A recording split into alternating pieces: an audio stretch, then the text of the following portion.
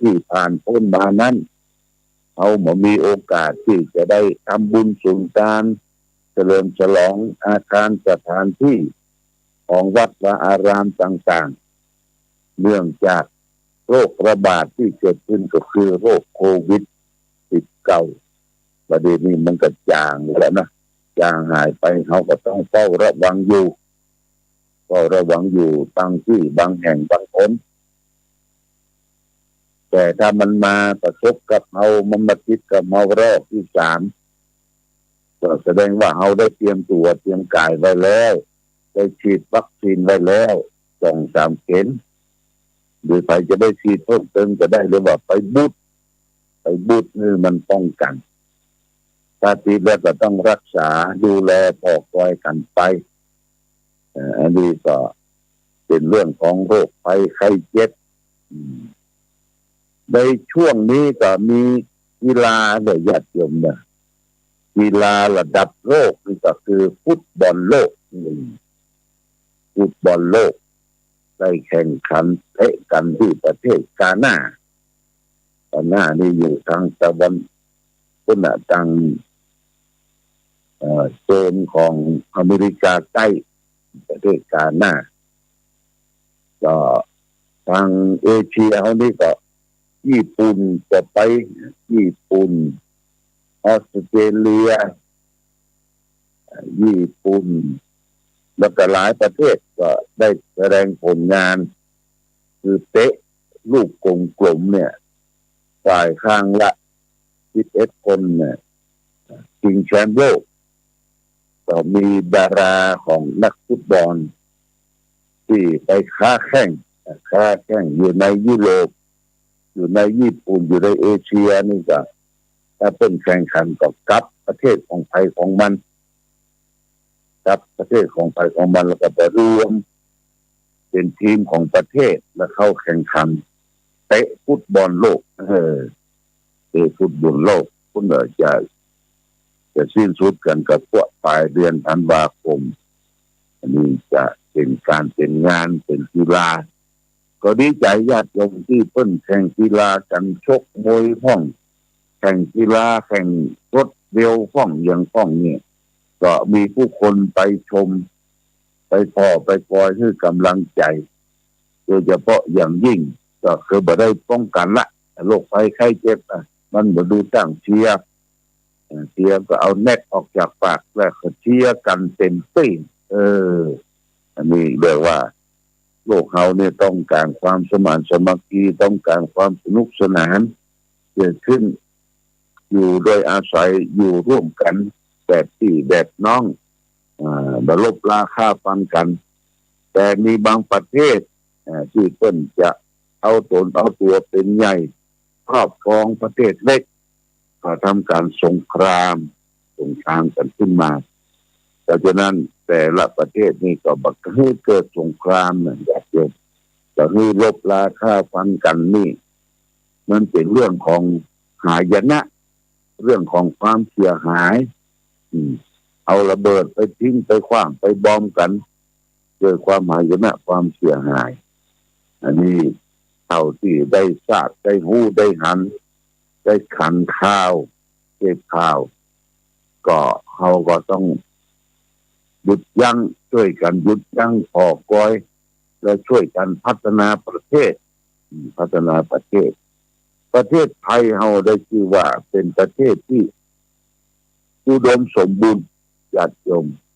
เพื่อประเทศอุดมสมบูรณ์ในน้ำมีปลาในน้ำมีข้าวมีบัณฑิตนักปราชญ์มีสถานการศึกษามีที่หล่อหลอมจิตใจก็คือพระพุทธศาสนาและศาสนาอื่นเป็นอุดมประเทศที่อุดม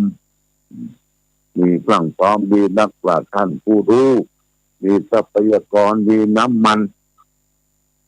และมีการทำเกษตรขึ้นชื่อลือนามและได้ถูกยกย่องว่าเป็นครัวของโลกก็หมายความว่าอาหารสำหรับเข้ากันกินอย่างการประชุมเอเปกที่ผ่านพ้นมาเนี่ยทางรัฐบาลเพิ่งก็โชว์ผลงาน อยู่ต่างประเทศได้มาชิมรสของอาหารพื้นบ้านไทย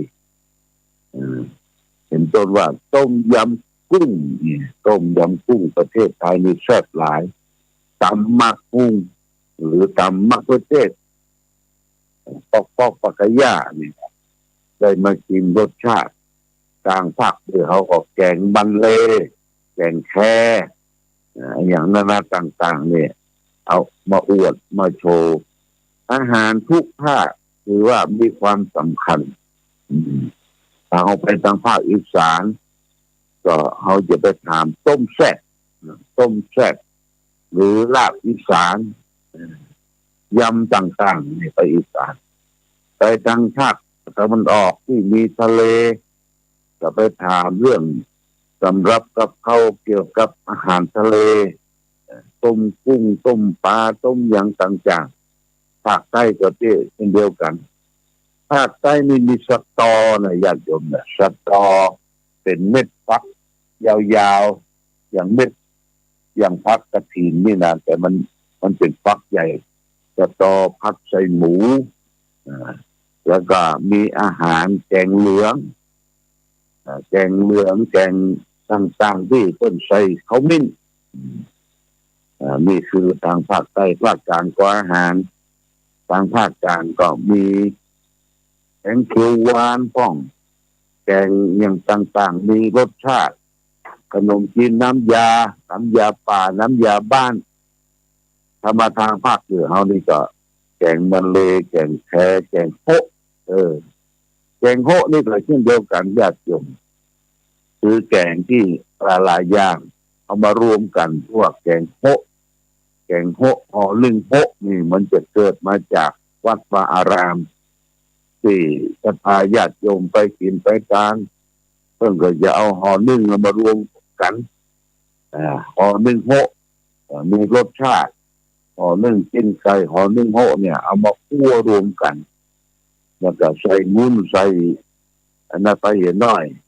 ใส่ผักไม้ใส่เกลือเป็นดอกไม้เห็นหน่อยเลยว่าห่อนึ่งโฮแกงโฮแกงมันเลน้ำพริกอ่องบ้านเรานะน้ำพริกอ่องน้ำพริกน็อกน้ำพริกห้าอย่างต่างๆนี่มันเป็นของท้องถิ่นของโบราณหน้านี้ยิ่งฝนตกออกพรรษาบางท่านบางคนก็เตรียมปลูกพืชผักผลไม้โดยเฉพาะอย่างยิ่งผักกาดจ้อนเอามาจอญาติโยมจอแบบพื้นเมืองบ่ให้มันบ่ให้มันแข็งผักกาดจอนี่ถ้าเราใส่ส้มตอนที่มันบ่ให้เดือดแท้เนี่ยมันขันได้ญาติโยมมันขันไปมัน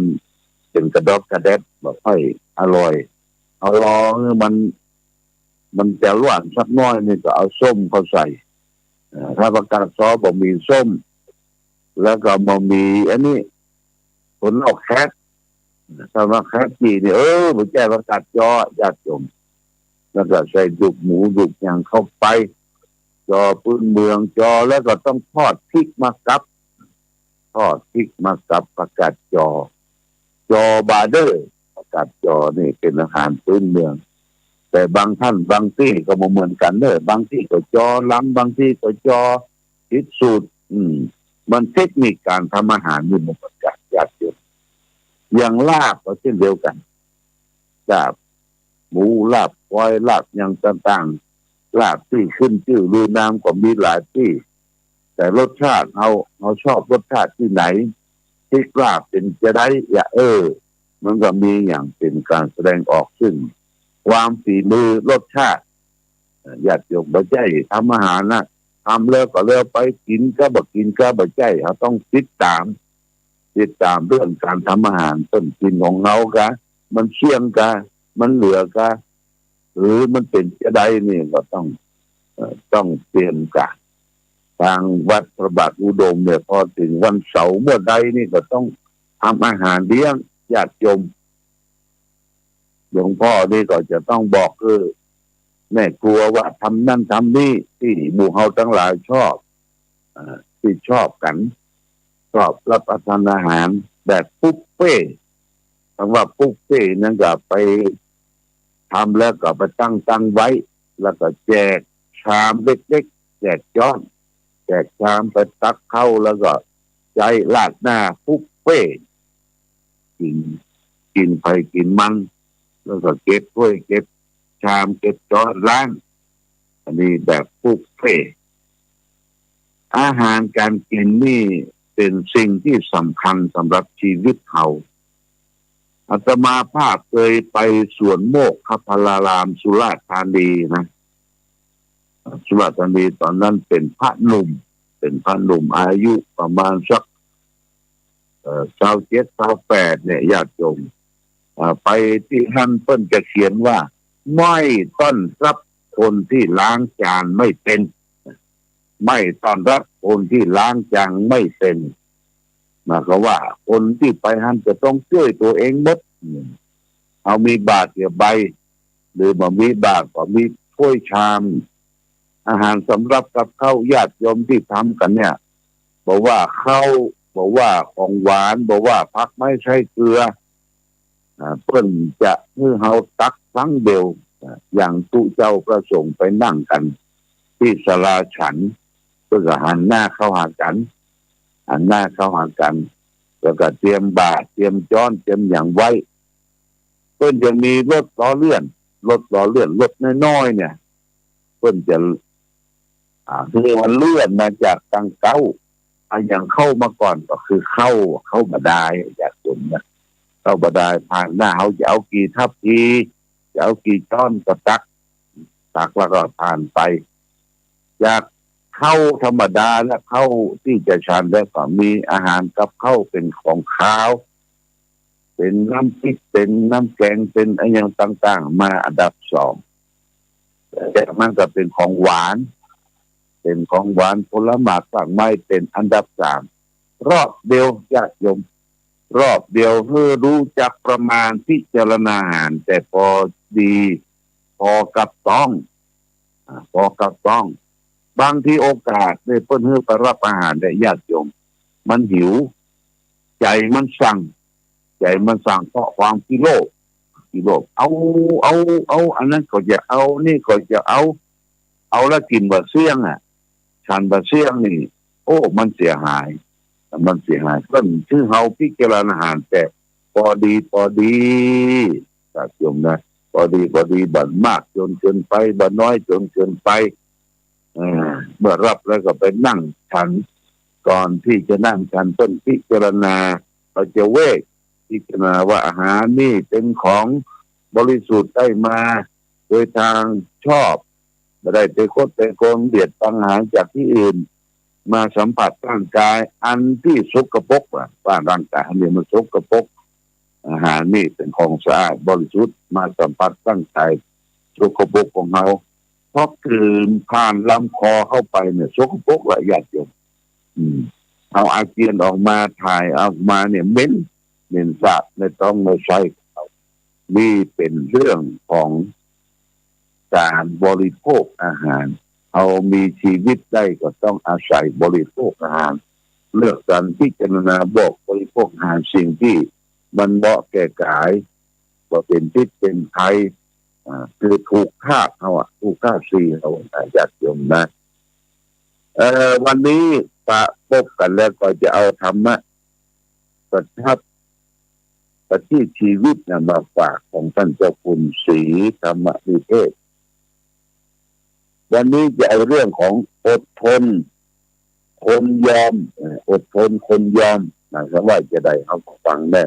เพราะว่าท่านผู้ฟังทุกท่านขอให้ท่านตั้งข้อสังเกตว่าคนที่มีเสน่ห์ว่าจะเป็นสุภาพบุรุษหรือสุภาพสตรี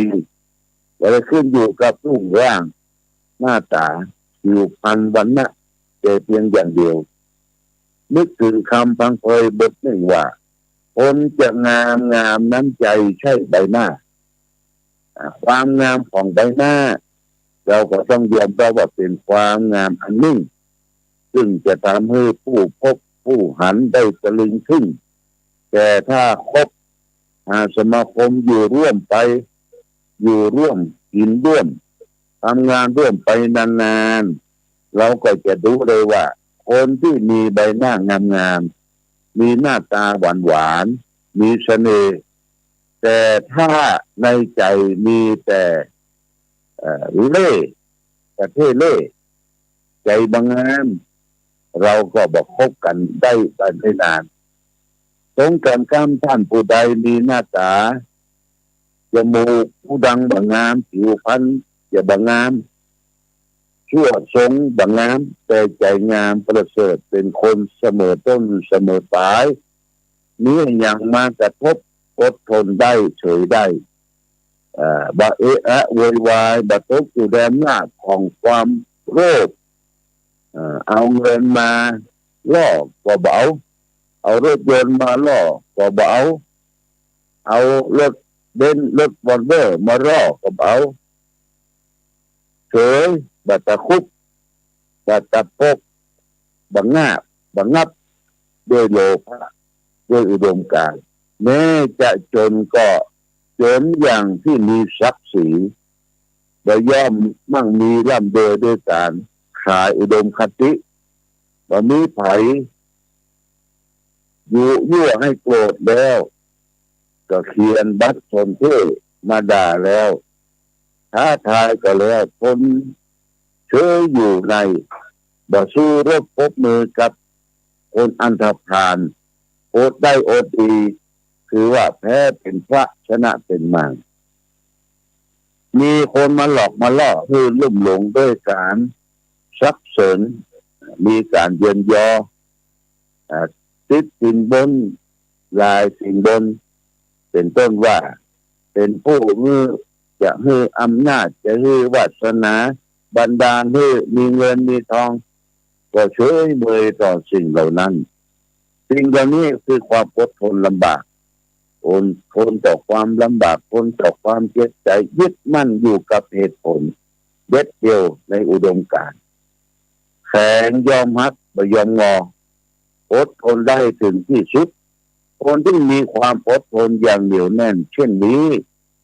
ย่อมเป็นคนดีมีเสน่ห์น่ารักเป็นที่ชอบใจเป็นที่พอใจของคนอื่นท่านทั้งหลายดังพระพุทธภาษิตว่ามนาโปโหติขันติโกผู้มีความอดทนย่อมเป็นที่ชอบใจของคนอื่น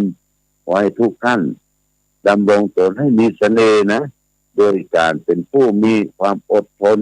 ภาวนาไว้ในใจว่าอดได้ทนได้อดได้ทนดีอย่างนี้เป็นต้น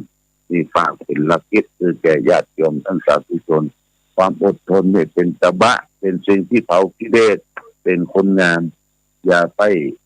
กจะเป็นคนงามจะไปผู้วางโกรธง่ายทำตนเห็นแก่ได้อย่าไปหวังน้ำใจจากเพื่อนจากฝูงอย่างนี้เป็นต้นเอาละวันนี้รายการธรรมะประทีปส่องทางได้มาพบธงชาติและเพลง